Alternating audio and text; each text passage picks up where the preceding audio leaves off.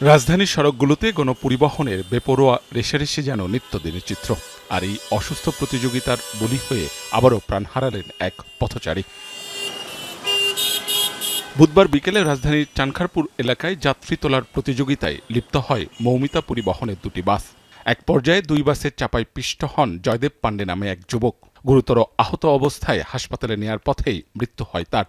আমার বন্ধু আমার থেকে শাহবাগ থেকে 10 মিনিট বা 15 মিনিট আগে ওইখান থেকে বিদায় নিয়েছে। ও যাচ্ছিল আপনার যাত্রাবাড়ি। যাত্রী নেওয়ার পাল্লাপাল্লির কারণে আপনার এই সমস্যাটা হয়েছে, যেটা আপনার সচরাচর ড্রাইভাররা করে থাকে।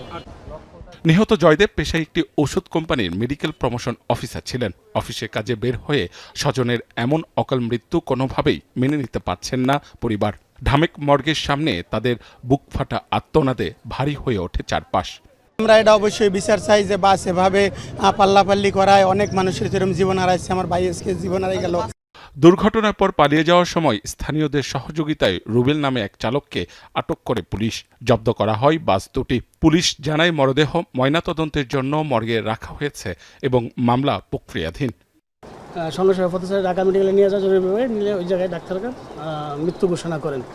এই সংক্রান্তে ভিকটিমের আত্মীয়স্বজনের সংবাদ দেওয়া হয়েছে, তারা আসছে থানায় এজাহার দিবে আর মামলা প্রক্রিয়া দেবে।